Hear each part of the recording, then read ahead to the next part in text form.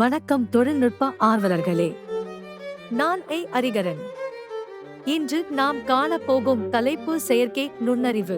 செயற்கை நுண்ணறிவு என்பது இயந்திரங்களில் மனித நுண்ணறிவை பிரதிபலிக்கும் தொழில்நுட்பம். சிரி, அலெக்சா போன்ற உதவியாளர்கள் இதன் உதாரணம்.